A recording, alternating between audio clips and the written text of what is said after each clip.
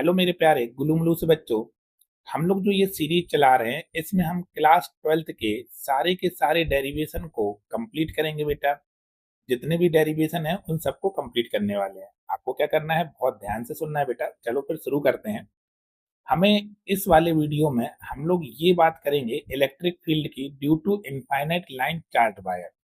देखो बेटा, हम एक कंसीडर करते हैं एक इनफाइनाइट लाइन चार्ज वायर को जो बाई और बाई डैश के अक्रॉस रखा है। ओके।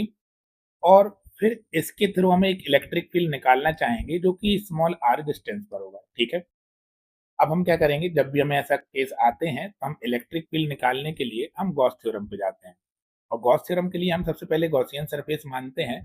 और इस वाले केस में जो गॉसियन सरफेस होगा वो कैसा होगा बेटा, सिलिंड्रिकल होगा। ओके। अब हम क्या करेंगे, इस सिलिंड्रिकल गॉसियन सरफेस से हम इलेक्ट्रिक फील्ड निकालना चाहेंगे। तो हम लेट करते हैं बेटा, ई जो है तो मैग्नीट्यूड ऑफ इलेक्ट्रिक फील्ड है एट पॉइंट पी। यहाँ पे कोई पॉइंट पी है और इस पॉइंट पी पर इलेक्ट्रिक फील्ड में ई बताना है। तो चलो, हम कुछ सिंबल है उनके मतलब याद रखेंगे। जैसे फाई, फाई को हम लोग बोलेंगे electric flux. E, E magnitude of electric field. R radius of cylinder. जो ये सिलेंडर हम कंसीडर किए हैं इसकी जो रेडियस है वो आर है बेटा। ठीक है। एल क्या है, लेंथ ऑफ सिलेंडर। ये जो एल है ये लेंथ ऑफ सिलेंडर है बेटा। और जहां पर लैम्डा क्या है, लीनियर चार्ज डेंसिटी, जो कि होता है चार्ज पर यूनिट लेंथ। ठीक है। तो यहां से अगर हमें चार्ज बताना होगा बेटा तो लीनियर चार्ज डेंसिटी में लेंथ का मल्टीप्लाई कर देंगे। एप्सिलॉन नॉट क्या है बेटा, परमिटिविटी ऑफ फ्री स्पेस है। ठीक है। तो चलो अब हम लोग प्रूव करते हैं। तो देखो बेटा, जब हमने ये गॉसियन सरफेस लिया तो यहाँ पे तीन सरफेस हुआ है। एक ये हुआ बेटा सर्कुलर, ऊपर वाला। और एक हुआ ये दूसरा, ये हो गया नीचे वाला। ठीक है, ये सर्कुलर होंगे। अगर हम इस वाले पे देखें, दोनों सर्कुलर वाले पे देखें, ये दूसरा वाला है। और हम पहले वाले पे देखें तो इलेक्ट्रिक फील्ड तो यहीं की तरफ रहेगी बेटा, क्योंकि पॉजिटिव चार्ज है। पॉजिटिव चार्ज के कारण इलेक्ट्रिक फील्ड आपकी बाहर की तरफ ही होती है। और इसका जो एरिया वेक्टर है, इस सर्कल का जो एरिया वेक्टर है वो कहाँ की तरफ होगा बेटा, ऊपर की तरफ होगा, जिसको हमने नाम दे दिया A1। इन दोनों के बीच का एंगल बेटा theta is equal to 90 degree है। ठीक है। और सेम ऐसा ही इसमें रहेगा। ये दूसरे वाले में इलेक्ट्रिक फील्ड बेटा इधर की तरफ है और जो सरफेस एरिया वेक्टर है वो A2 इधर की तरफ है। ठीक है बच्चा, इनके बीच का भी एंगल 90 है। अगर हम फ्लक्स की बात करें तो फ्लक्स का फॉर्मूला होता है ई ए कॉस थीटा। ई ए कॉस थीटा। अब थीटा अगर 90 है तो जो फ्लक्स है वो बेटा कितना हो जाएगा, जीरो हो जाएगा। फ्लक्स कितना हो जाएगा बेटा, जीरो हो जाएगा। तो जो इस सरफेस के अबाउट कोई भी फ्लक्स पास नहीं होगा, सेम ऐसे ही इसी सरफेस के अबाउट कोई भी फ्लक्स पास नहीं होगा। अब बचता है आपका कर्व्ड सरफेस। जो ये कर्व्ड सरफेस है बेटा, ये जो कर्व्ड सरफेस है, इस कर्व्ड सरफेस, ये जो कर्व्ड सरफेस है, बस यहीं पर फ्लक्स बचेगा।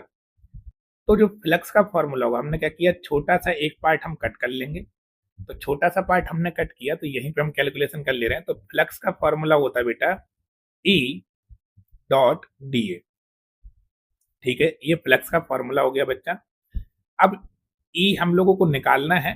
ठीक है। और डी ए, अब देखो बेटा, यहाँ पे डी ए अगर हम डी एस ना कह के डी ए कहें तो इन दोनों का जो एरिया वेक्टर है और इलेक्ट्रिक फील्ड वेक्टर है, इनके बीच का एंगल थीटा बराबर बेटा कितना है, 0 डिग्री।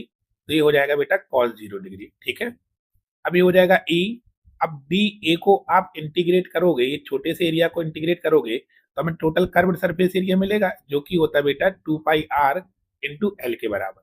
ठीक है बच्चा। तो यहीं से हमने फ्लक्स निकाल लिया कि जो E into curved surface area of cylinder, जो कि 2 पाई आर एल के बराबर होगा बच्चा। अब आते हैं गॉस थ्योरम पे। तो देखो बेटा, गॉस थ्योरम क्या कहती है, गॉस थ्योरम ये कहती है कि जो फ्लक्स होता है, कितना चार्ज इनसाइड है अपॉन एप्सिलॉन नॉट के भी बराबर होता है। अब ये वाला जो चार्ज है, ये वाला जो चार्ज है, यही तो इनसाइड है बेटा। ये वाला जो चार्ज है यही तो इनसाइड है। और ये लेंथ कितनी है, एल है। तो ये जो चार्ज है वो एल लेंथ में फैला हुआ है बेटा। ठीक है। तो हम यहाँ पे ये चार्ज निकालेंगे तो अभी हमने बताया था कि लेमडा इंटू एल के बराबर होगा। तो हमने यहाँ से क्यू इन भी निकाल लिया बच्चा। ठीक है, क्यू इन भी निकाल लिया। अब देखो, क्यू इन जब आ गया तो जो फ्लक्स होगा बेटा, फ्लक्स कितना हो जाएगा, पाई इज इक्वल टू, हमने क्यू इन की जगह पे लेमडा एल रख देंगे तो lambda L upon epsilon not हो गया बेटा। ठीक है, सिंपल है। अब देखो, अब जो इक्वेशन ये आई थी, ये वाली इक्वेशन पहली वाली, और ये वाली इक्वेशन, ये वाली दूसरी वाली, अब हम इन्हीं दोनों इक्वेशन को देखें तो हम कह सकते हैं कि ई इंटू टू पाई आर एल बराबर होगा lambda L upon epsilon not के। अब एल से ये एल मर जाएगा बेटा, तो इलेक्ट्रिक फील्ड कितनी बची बच्चा, 1/2 पाई एप्सिलॉन नॉट, ये 2 पाई नीचे आ जाएगा, इंटू लेमडा बाई आर। तो इसको ऐसे भी लिखते हैं बेटा, ई इज इक्वल टू 2 के लेमडा बाई आर। ठीक है बच्चा, और जहां पर के क्या है बेटा, 1/4 pi epsilon not lambda by 2 के इक्वल टू जो है बेटा 1/4 पाई एप्सिलॉन नॉट के बराबर, जिसको हम क्या बोलते हैं बेटा, कूलॉम कांस्टेंट बोलते हैं, कूलॉम्स कांस्टेंट। ओके, तो ये सीरीज है, आपको याद रखना है, बस ये थोड़ा सा ध्यान रखना है बेटा कि जो कुछ हम लिखे हैं थ्योरी में, ये आपको बोर्ड में लिखना बहुत ज्यादा जरूरी है। जब तक आप थ्योरी को बोर्ड में नहीं लिखोगे तब तक आपके नंबर अच्छे नहीं आएंगे। ओके, तो बेटा उम्मीद है आपको ये वीडियो पसंद आया होगा। आप इसे लाइक कर दें बेटा, शेयर करें, सब्सक्राइब करें और कमेंट करके बताएं कि हम लोग नेक्स्ट वीडियो में क्या बनाएं। ओके, थैंक यू बच्चा।